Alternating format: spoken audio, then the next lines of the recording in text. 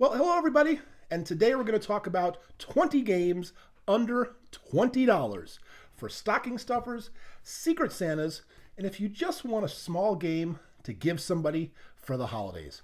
Let's go ahead and get into it. First, Taco Cat Goat Cheese Pizza. That's right, the title itself is funny. This is a silly, silly game for up to 8 people where it's Slapjack. You're just trying to slap things, you make sounds, you make noises, you pound on your chest, you do a whole bunch of stuff. Fun, silly game, really cheap, under 20 bucks. Next is The Game. This is a fully cooperative game where you're all trying to play together to get through the 100 cards in the deck. Very challenging, very good. You're going to like it. Coup. Now, this game gets played a lot, and we sell a lot. People like this game because it's got that little lying, deceiving, not quite sure of who's telling the truth, what's going on, and really trying to get that person to be the last one. You want to be the last one in the game surviving. You're going to love Coup. That's pretty clever. This used to be called Ganz schön clever, if I'm saying that right in German. This is a roll and write game. This is very popular. People love this. Roll and write. You basically roll dice and you write stuff down. Really easy to pick up. Really fun to play. And as you can see, 1, 2, 3. There you go. That's simple. That's pretty clever.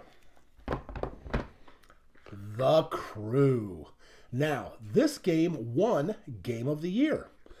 It is a trick-taking game, but again, it's fully cooperative. From 2 to 4 people, you are going to like this if you like pinochle, bridge, hearts, spades, euchre, any time of trick-taking game, you will love The Crew. Good Cop, Bad Cop.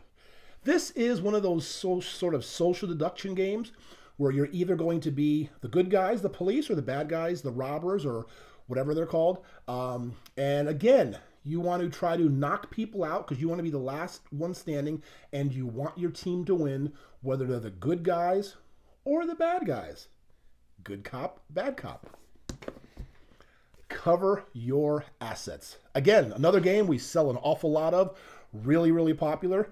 This is a game where you can really get other people, stick it to other people, but at the same time, you're trying to protect yourself because people are trying to take your cards away from you too. And then you get to play kind of like war on steroids. You know, a lot of fun. Small game, card game, cover your assets. Cabo. This game, again, gets played a lot. What you're trying to do is you're trying to get the lowest score. But by peeking at cards, looking at other people's cards, trying to see what you have, switching around your arrangements, it's really deceptive, really fun. You're going to like Cabo. Love Letter.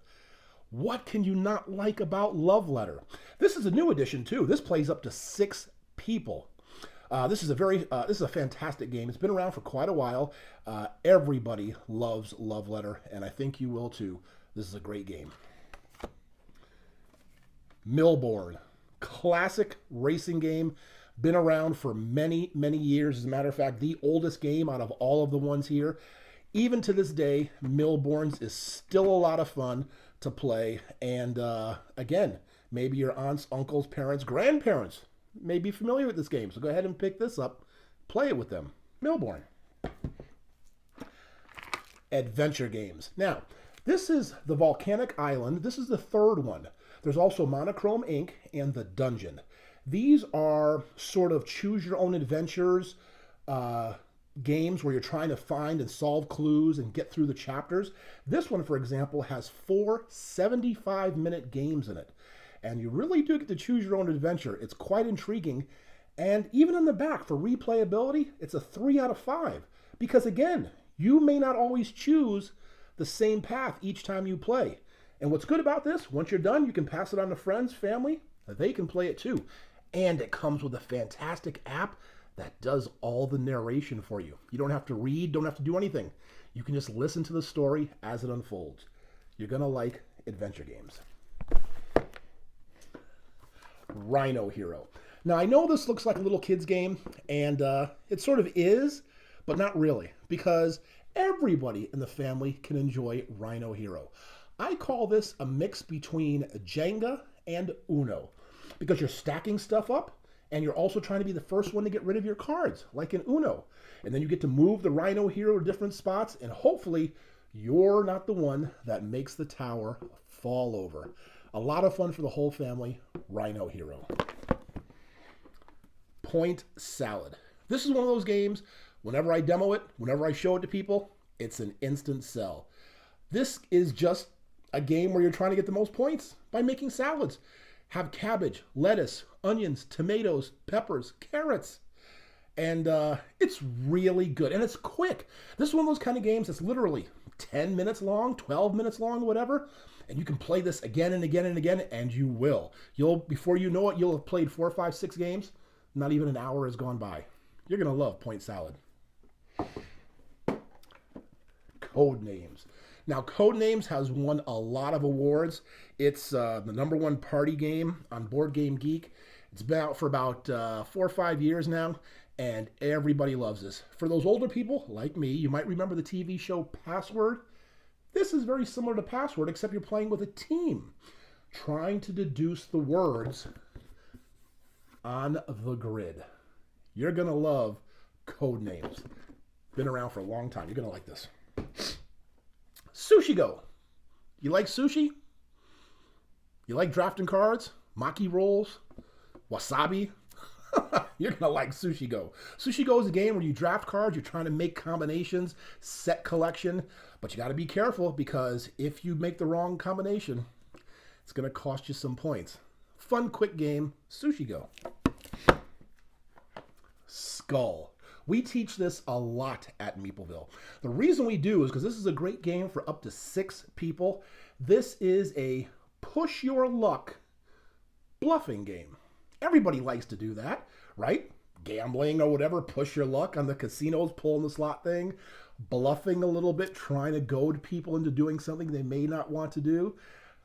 This is a fantastic game, Skull, for up to 6 people. You're going to like this one. Guillotine. Now, Guillotine is a game that I really like. When I used to travel around on the road entertaining and stuff, I used to take Guillotine with me. What you're doing is you're chopping off heads during the French Revolution. Now, I know it sounds a little gruesome, but it's really, really fun. And it's really simple, too, because you only do 2 things. You must take the first noble in line, and you must draw a card. It's that quick. This is a lot of fun. I think you're going to like Guillotine, and it's rather really quick, too. Are you dumber than a box of rocks? You like that title? Think about it. People are a little afraid to play this game because they don't know if they're actually dumber than a box of rocks. But this game should be in every single waiting room, like a doctor's waiting room, lawyer's office, whatever it is, so people can play this as they're waiting because it's real quick. It's got questions where it's simple. The answers are either 0, 1, or 2. And you as the human are literally racing a rock. So do you want to take the chance to see if you're dumber than a box of rocks? Fantastically clever game. Are you dumber than a box of rocks? Exits. Again, these are award-winning games. These are literally escape rooms in a box. Now, this is just one I'm showing you here, the Enchanted Forest. We probably have 10 or 12 different titles. These games have a rating from novice to expert, and it tells you right on the back up here which level it is. These are fantastic. If you like really, really good puzzles, if you like that escape room feel, you're really going to like these Exit series. And I will give a little warning, maybe just because me and my wife aren't very good at it. These aren't the easiest things. They're very challenging. So if you're up for a challenge, you're going to love the Exit series. And last, but certainly not least, the Resistance. Now, if you're familiar with games like Werewolf, or I brought up before, we had Good Cop, Bad Cop. The Resistance is a social deduction game. You are either going to be on the good team or the bad team. The good thing about the Resistance is everybody gets to play until the end of the game. No knockouts whatsoever. So if you're familiar with Werewolf and you like those type of games, and again, you do a little lying, a little deceiving, have a little fun, trying to find your teammates, trying to knock out the people on the other team. This is a great game, The Resistance, and if you learn this one, it'll lead into many, many others you can play. So there you go, folks. Quick 20 games under $20 that are perfect for stocking stuffers and Secret Santas, and just to get somebody a good, fun, small gift. Anyway, have a wonderful holiday season and stay safe.